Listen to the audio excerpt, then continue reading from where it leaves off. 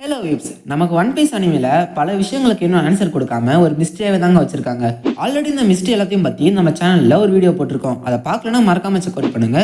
இந்த வீடியோ வந்து அதோட பார்ட் 2. அப்படி நமக்கு மிஸ்ட்ரியாக இருக்கிறதுல ஃபர்ஸ்ட் ஒன் லாஃப்டேல்னா என்ன? ஒன் பீஸ் அனிமையில் இருக்க 4 ரியோ பாணிகளுக்கும் ஒவ்வொரு ஐலாண்டை பாயிண்ட் பண்ணோம். அந்த 4 ஐலாண்டுக்கும் போயிட்டு அதோட சென்டர் பொசிஷனை கண்டுபிடிச்சோம்னா அங்கே ஐலாண்ட் இருக்கும். அந்த ஐலாண்டோட பேர் தான் லாஃப்டேல். அப்புறம் அந்த ஃபேமஸான ஒன் பீஸும் அந்த ஐலாண்டில் தான் இருக்குது. அந்த ஐலாண்டுக்கு போனதுக்கு அப்புறமா அங்கே இருக்க ட்ரெஷரை பார்த்து ராஜர் அப்புறம் அவனோட க்ரூமேட்ஸ் எல்லாருமே சிரிச்சிருப்பாங்க. இதனால தாங்க அந்த ஐலாண்டோட பேர் லாஃப்டேல்னு வந்துச்சு. இது கூடவே இந்த மிஸ்டீரியஸான லாஃப்டேல் தான் கிராண்ட் லைன் கடலோட லாஸ்ட் ஐலாண்ட். இந்த ஐலாண்ட்ஸ் அப்படி என்ன இருக்க போது? அது மட்டும் இல்லாமல் அந்த 4 ரியோ பானுங்களுக்கும் ஒவ்வொரு ஐலாண்டை பாயிண்ட் பண்ணும். அந்த ஐலாண்ட்ஸில் என்ன இருக்க போது? இது எல்லாமே நமக்கு மிஸ்ட்ரியாக தான் இருக்குது. அடுத்து ஏன்ஷியன்ட் கிங்டம்னா என்ன? நமக்கு வேர்ல்டு கவர்மெண்ட் எப்போ உருவாச்சோ அதே டைமில் தான் ஏன்ஷியன்ட் கிங்டம் அழிஞ்சு போயிருக்கு. இது வரைக்கும் ஒன் பீஸ் ரெக்கார்ட்ஸில் அப்படி தான் சொல்லியிருக்காங்க. ஒரு 900 இயர்ஸ்க்கு முன்னாடி ஒரு சிவிலைசேஷனால் எப்படி இப்போ இருக்கிற ஒன் பீஸ் வேர்ல்டை விட பல மடங்கு டெக்னாலஜி அட்வான்ஸ் ஆகிருக்க முடியும்? அதுவும் வெகாபங்க் என்ன சொல்லியிருப்பாருன்னா, இந்த அயன் ரோபோட்டுக்கு பவர் கொடுத்த அந்த மிஸ்டீரியஸ் பவர் சோர்ஸை என்னால் இப்போ வரைக்குமே கண்டுபிடிக்க முடியல. அந்த காலத்தில் இருந்த மக்கள் எப்படி டெக்னாலஜியில் இவ்வளோ அட்வான்ஸாக இருக்காங்கன்னு தெரியலன்னு சொல்லியிருப்பாரு. அது கூடவே இந்த ஏன்ஷியன்ட் கிங்டம் இருந்த இறால தான் பானுகிளிஃப் கூட உருவாயிருக்கு. இப்படி டெக்னாலஜியில் ரொம்பவே பவர்ஃபுல்லாக இருந்த அந்த ஏன்ஷியன்ட் கிங்டம் ஒரு 20 கண்ட்ரி வந்து ஒன்றா சேர்ந்து இவங்களை அப்போஸ் பண்ணதுனால தோற்று போயிருக்கோம். நமக்கு அனிமையில் இது வரைக்கும் அப்படி தான் சொல்லி வச்சுருக்காங்க. ஒருவேளை இந்த ஏன்ஷியன்ட் கிங்டம் ரிட்டர்ன் வர வாய்ப்பு இருக்கா, இல்லை அதை பற்றி இன்னும் பல மிஸ்ட்ரிஸ் வெளியே வரப்போதா?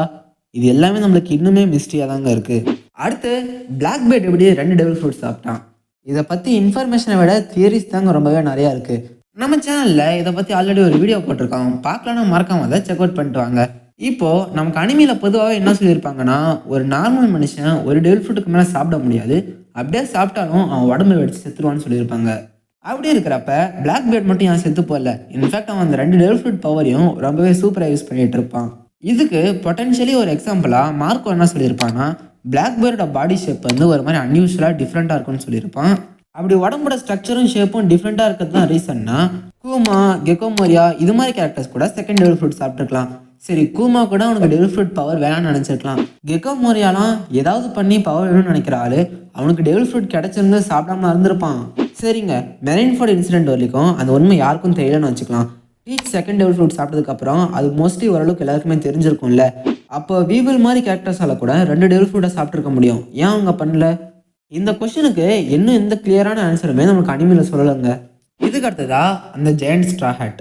ஆல்ரெடி ஒரு சின்ன ஸ்ட்ரா ஹேட்டை வேறு டைம் லைனில் 3 பேர் போட்டுக்கிட்டு ஓல்டு கவர்மெண்ட்டுக்கு செமத்தல்ல கொடுத்துட்டு இருந்தாங்க. ஸோ ஒருவேளை இந்த பெரிய ஸ்ட்ரா ஹேட்டை யாராவது அந்த காலத்திலே போட்டுக்கிட்டு ஓல்டு கவர்மெண்ட்டுக்கு தொல்லை கொடுத்துருப்பாங்களோ? அப்படி பார்த்தாலுமே வேர்ல்டு கவர்மெண்ட் மோஸ்ட்லி எல்லா விஷயத்தையுமே அழிச்சிருவாங்க. ஏன்னா ஞாபகம் இருக்கா, ராஜரோட கேஸில் அவனுக்கு ஷிப்பு செஞ்சு கொடுத்தவங்க முதற்கொண்டு எல்லாரையும் பிடிச்சிட்டு போனாங்க. ஒருவேளை இந்த ஸ்ட்ரா ஹேட் அந்த டைமில் யாராவது வேர்ல்டு கவர்மெண்ட்டுக்கு பிரச்சனை கொடுத்தவங்க தான் இருந்திருந்தா அதை ஏன் இன்னும் அவங்க அப்படியே வச்சுருக்கணும்? அதை அழிக்காமல் வச்சுருக்காங்கன்னா மேபி அதுக்கு பின்னாடி ஏதாவது ஒரு ரகசியம் இருக்கலாம். யாருக்கு தெரியும்? மேபி அந்த ஸ்ட்ரா ஹேட் வந்து ஒரு பொட்டன்ஷியலி ஹிடன் ஆர்டிஃபேக்டாக கூட இருக்கலாம். அந்த ஸ்ட்ரா ஹேட் கம்முன்னு அந்த லாக்கரில் இருந்திருக்கலாம். எதுக்கு ஈமோசாம அந்த லாக்கரை திறந்து நம்மளை கியூரியஸ் ஆக்கி இன்னும் குழப்பிட்டு இருக்காங்கன்னு தெரியல. அடுத்து வாய்ஸ் ஆஃப் ஆல் திங்ஸ். இந்த ஒன் பீஸ் அனிமையில் ரொம்பவே பவர்ஃபுல்லாக இருக்க ஒரு கிரியேச்சர்ஸ் தான் சீ கிங்ஸ். இது கூடவே சீ கிங்ஸை விட பல மடங்கு பெருசாக இருக்க ஒரு கிரியேச்சர்னா அது ஜுனிஷா. நம்ம பார்த்த மொத்த ஒன் பீஸ் அனிமிலையுமே இது வரைக்கும் 4 கேரக்டரில் மட்டும்தான் இந்த கிரியேச்சர்ஸ் பேசுகிறத புரிஞ்சுக்க முடியும். ராஜர், லூஃபி, ஓடன், அப்புறம் மொமனோசுகே.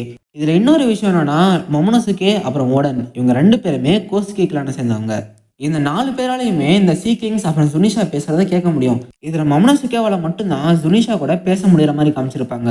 இன்ஃபேக்ட் சொல்லணும்னா ஜுனிஷாவே வந்து மொமனோசுகேவோட ஆர்டர்ஸ்க்காக வெயிட் பண்ணிட்டு இருக்கோம்.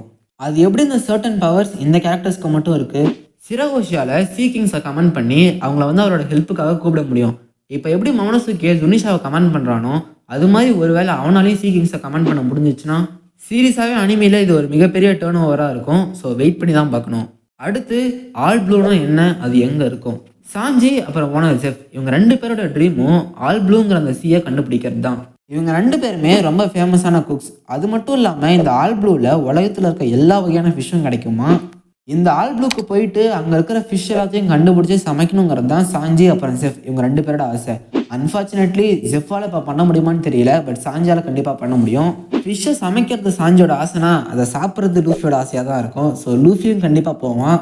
பட் இந்த ஆல் ப்ளூ எங்கே தாங்க இருக்குது? ஸ்கை ஐலாண்ட் நமக்கு ஸ்கையில் லொக்கேட் ஆகிருக்குன்னு சொல்லியிருக்காங்க. அப்புறம் லாஃப்ட் டேல் நம்மளுக்கு கிராண்ட் லைனோட எண்ணில் லொக்கேட் ஆயிருக்கு. பட் இந்த ஆல் ப்ளூவை பற்றி எந்த ஒரு விஷயமே நம்மளுக்கு சொல்லலை. ஆல் ப்ளூ ஒரு கடல் தான், அதுக்கு பர்டிகுலராக லொக்கேஷன் வச்சு குறிப்பிட முடியாது. அட்லீஸ்ட் அதுக்கு பக்கத்தில் இருக்க ஐலாண்ட்ஸை வச்சா சொல்லலாம்ல. இப்போதைக்கு ரெட் லைன் அப்புறம் கிராண்ட் லைன் இது ரெண்டும் இருக்கிறதுனால தான் இந்த உலகமே 4 சீயாக கம்ப்ளீட்டாக டிஃப்ரெண்ட்டாக இருக்குது. ஒருவேளை இது ரெண்டுமே அழிஞ்சு போனால் எல்லா சீயும் ஒன்றா மாறி மொத்த உலகமே ஆல்புவாக மாறிடும். ஒருவேளை அப்படி நடக்க வாய்ப்பு இருக்குமோ? நீங்கள் என்ன நினைக்கிறீங்கிறத மறக்காமல் கமெண்ட்டில் போடுங்க. இப்போ அடுத்து ஜுனிஷாக்கு கிடைச்ச அந்த பனிஷ்மெண்ட் என்னது? ஜுனிஷா மொமனசுகே கிட்ட பேசிக்கிட்டு இருக்கப்ப யாரோ அதுக்கு கண்டினியூஸாக அந்த உலகத்தை சுற்றி நடக்க பனிஷ்மெண்ட் கொடுத்துருக்கதா சொல்லியிருக்கோம்.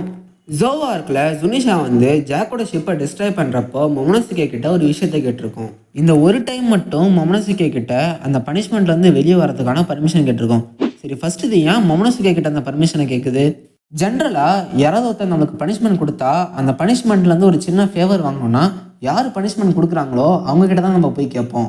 ஒருவேளை ஜுனிஷாக்கு கோசுகி கிளான்லேருந்து யாராவது பனிஷ்மெண்ட் கொடுத்துருப்பாங்களோ? அப்படியே அவங்க பனிஷ்மெண்ட் கொடுக்கணுனாலும் அதுக்கு என்ன ரீசன் இருக்குது? இதையும் நமக்கு மிஸ்டியாகவே தாங்க வச்சுருக்காங்க. அடுத்ததா மேரி ஜோய்ஸோட நேஷ்னல் ட்ரெஷர். ஆமாங்க, நமக்கு ஒன் பீஸ் அனிமையில் ஒன் பீஸ் ட்ரெஷர் மாதிரி இந்த உலகத்தை ஷேக் பண்ணுற அளவுக்கு பவர் இருக்கிற இன்னொரு ட்ரெஷரும் இருக்குது. அதுதான் மேரி ஜோய்ஸில் இருக்க அந்த ட்ரெஷர், இல்லைனா சீக்ரெட்னு சொல்லலாம். பட் இந்த ட்ரெஷரை பற்றி யார் வெளியே சொல்லியிருப்பாங்கன்னு யோசிக்கிறீங்களா? அது வேறு யாரும் இல்லை, நம்ம டோஃபி தான். டோஃபி அங்கே செலஸ்டியல் ட்ராகனாக இருந்தப்போ எப்படி இந்த மேரி ஜோய்ஸோட ட்ரெஷரை பற்றி கண்டுபிடிச்சிருக்கான். அது மட்டும் இல்லாமல் டோஃபியோட ஃபேமிலி வந்து செலஸ்டியல் ட்ராகன் போஸ்ட்டை வந்து ரிசைன் பண்ணிட்டு வெளியே வந்ததுக்கப்புறமும் மொத்த வேர்ல்டு கவர்மெண்ட்டுமே டோஃபியை பார்த்து பயப்படுவாங்க. டோஃபிக்கு எந்த ஒரு தொந்தரவும் கொடுக்காம அவன் கேட்கறது எல்லாத்தையுமே செஞ்சு கொடுப்பாங்க. லிட்டரலாக டோஃபி வந்து ட்ரெஸ் வாசலாக இருந்துக்கிட்டு ஒரு செலஸ்டியல் ட்ராகன் மாதிரி இல்லை அதை விட இன்னும் பவர்ஃபுல்லாக வாழ்ந்துட்டு இருப்பான். டோஃபிக்கு இந்த பவர் எல்லாத்தையும் கொடுக்கறதுல ஒன் ஆஃப் த மெயின் ரீசன்ஸே அவனுக்கு இந்த நேஷனல் ட்ரெஸ்ட்டை பற்றி ஏதோ ஒரு விஷயம் தெரியும்.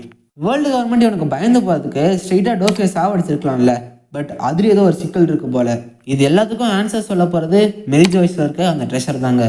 அடுத்து எப்படி குரோசை இல்லைனா 5 எல்டர்ஸ் இம்மார்ட்டலாக இருக்காங்க? இம்மார்ட்டலுங்கிறத விட அவங்க எவ்வளோ அடி வாங்கினாலும் எப்படி அவங்களால சீக்கிரமாக ரீஜென்ரேட் பண்ண முடியுது? இதை வந்து ஏதோ ஒரு மிஸ்டீரியஸ் பவர் மாதிரியே வச்சுருப்பாங்க. இன்ஃபேக்ட் குரோசை மட்டும் இல்லை, காட் நைட்ஸாலே இந்த பவர் யூஸ் பண்ண முடியும். பட் இந்த பவருக்கான கவுண்டர் மெஷர் இது வரைக்கும் நம்மளுக்கு தெரியல. மாங்கால இப்போ தான் ஏதோ ஒரு கவுண்டர் மெஷர் கண்டுபிடிச்சிருக்க மாதிரி காட்டுறாங்க. பட் அதுவும் எந்த அளவுக்கு எஃபெக்டிவாக இருக்குன்னு நம்மளுக்கு தெரியல. அது எப்படி இவங்களால மட்டும் இந்த பவர்ஸ் எல்லாத்தையும் ஹேண்டில் பண்ண முடியுதுங்கிறது தான் மிஸ்ட்ரியாகவே இருக்குது. அடுத்து லுனாரியன்ஸ் எப்படி அழிஞ்சு போனாங்க? நம்ம அனிமையில் பார்த்த ஒரே லுனாரியன்னா அது கிங்கு மட்டும்தான். அது கூடவே நமக்கு அனிமையில் லுனாரியன்ஸை பற்றி ரொம்பவே பெருசாக தான் சொல்லியிருப்பாங்க. குயின் என்ன சொல்லியிருப்பானா, இந்த லுனாரியன் ரேஸ் எல்லாமே ரொம்பவே ஒரு மாதிரி ஸ்பெஷலான பவர்ஃபுல்லான ரேஸ். அது மட்டும் இல்லாமல் ஒரு காலகட்டத்தில் லுனாரியன்ஸ் எல்லாத்தையும் கடவுள்னு சொல்லிட்டு இருந்தாங்க. பட் இப்போது அவங்களோட இடமே ஃபுல்லாக அழிஞ்சு போயிடுச்சு. இன்ஃபேக்ட் அவங்கள பற்றி நீங்கள் ஏதாவது இன்ஃபர்மேஷன் சொன்னால் கவர்மெண்ட் உங்களுக்கு காசு கொடுப்பாங்க. அது கூட நம்மளுக்கு தெரிஞ்ச இன்னொரு விஷயம் என்னன்னா, இந்த லுனாரியன்ஸ் எல்லாமே ஃபர்ஸ்ட்டு ரெட் லைனுக்கு மேலே தான் வாழ்ந்துட்டு இருப்பாங்க. அதாவது எக்ஸாக்டாக சொல்லணும்னா இப்போ மேரி ஜோய்ஸ் எங்கே இருக்கோ அந்த இடத்துல இவங்க வாழ்ந்துட்டு இருந்தாங்க. பட் எப்படி அவ்வளோ பவர்ஃபுல்லான கடவுள்னு சொல்லப்பட்ட ரேஸ் வந்து அழிஞ்சு போனாங்க? ஒருவேளை இவங்களும் ஏன்ஷியன் கிங்டம் கூட சம்மந்தப்பட்டிருப்பாங்களோ? இது எல்லாத்தையுமே ஓடா நமக்கு மிஸ்ட்ரியாக தான் வச்சுருக்காரு. உங்களுக்கு ஒன் பீஸில் வேறு எந்த மிஸ்ட்ரிஸை பற்றி தெரியணும்னு சொல்லிட்டு மறக்காமல் கமெண்ட் போடுங்க. இதோட இந்த வீடியோ நான் முடிச்சுக்கிறேன். வீடியோ பிடிச்சிருந்தா லைக் பண்ணிவிட்டு மறக்காமல் சேனலுக்கு சப்ஸ்கிரைப் பண்ணிக்கோங்க. அடுத்த வீடியோவில் உங்களை பார்க்குற வரைக்கும் நீங்கள் பார்த்து என்ஜாய் பண்ண உங்கள் வெப் டிவி சைனிங் ஆஃப்.